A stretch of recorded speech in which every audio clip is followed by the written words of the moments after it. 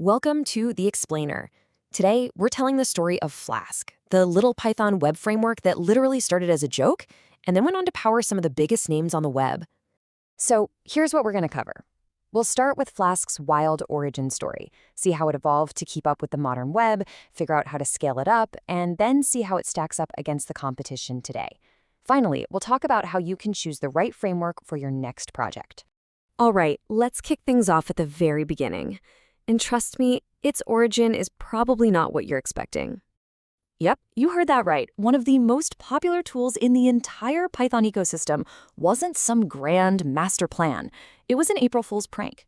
The creator, Armin Ronicher, basically just bundled a couple of his other libraries together into a single file to poke fun at other frameworks. But people actually started using it for real projects. It just goes to show you, sometimes the best ideas are total accidents. And that origin story, it perfectly explains what Flask is at its core, a micro-framework. Now, think of it this way. Some frameworks are batteries included. They give you everything, the whole kitchen sink. Flask is the opposite. It gives you just the essential tools to build a web application and then gets out of your way. It doesn't make decisions for you, which puts you, the developer, in complete control. So this micro-framework idea comes with some serious perks. Because it's so lightweight and flexible, you can get a prototype up and running ridiculously fast. But here's the real magic. It's also incredibly scalable. That simple little app you built in an afternoon can actually grow into a huge, complex application without you having to throw it all away and start over. It grows with you. Okay, but being small and simple is one thing. How did this little framework adapt to the modern internet, where everything needs to be super fast and handle a million things at once? Well, May 11th, 2021 was a huge day for Flask. That's when version 2.0 dropped, and it brought a feature that was an absolute game changer, built-in support for asynchronous code. This was a really big deal. So what does asynchronous even mean? Well, think of it like this. Synchronous is like standing in a single file line. You have to wait for the person in front of you to be completely finished before you can even start. It's slow. Asynchronous, on the other hand, is like a chef in a busy kitchen who can start chopping vegetables, then put something on the stove to cook, and while that's cooking, start on another dish. It's all about not waiting around, and for web apps, that means a much, much faster experience. But here's the catch. Async isn't magic. It's not going to speed up everything. It's really designed for what we call I/O-bound tasks. That's just a fancy way of saying your app is spending most of its time waiting for something else, like waiting for an API to respond or a database to send back data. It's not so great for CPU-bound tasks, where the computer is doing some heavy number crunching, like processing an image. You got to use the right tool for the right problem. And just look at the difference it makes. In a test where an app had to call a bunch of external APIs, the old synchronous way took over 4 seconds. The new asynchronous way, a little over half a second. That's nearly an 8 times speed up. For your users, that is a night and day difference. Okay, so this flexibility is amazing for getting started fast. But it also creates a really common problem when your little project starts to grow up into a big, serious application. This question, you'll see it everywhere. Reddit, Stack Overflow. It's the #1 challenge people face with Flask. When there are no rules, how on earth do you keep a big project from turning into a complete mess of spaghetti code? Well, the official answer from the Flask team is a feature called blueprints. The easiest way to think about a blueprint is like a mini app inside your main app.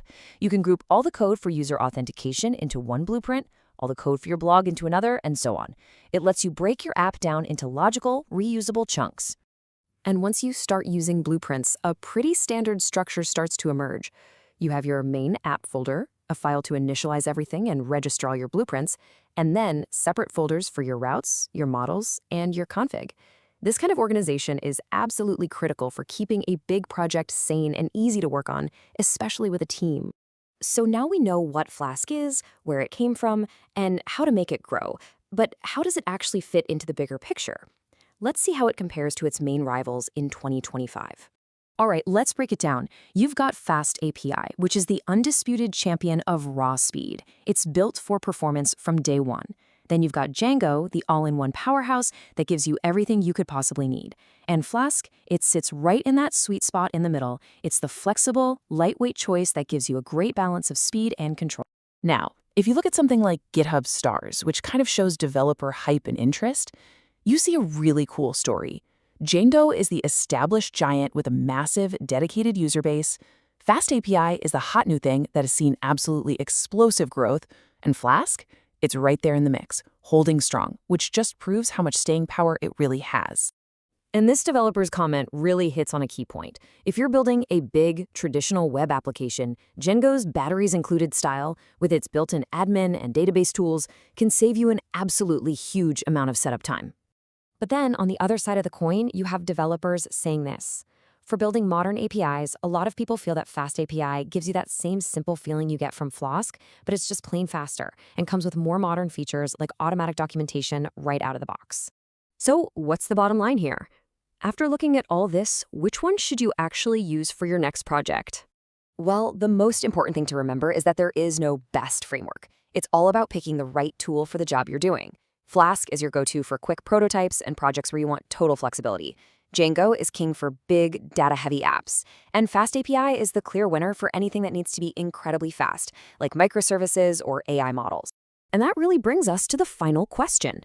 Every project you start is a trade-off between speed, structure, and simplicity. Knowing which one to prioritize is what makes a great developer. So as you think about what you're going to build next, remember the story of the accidental framework that became a powerhouse.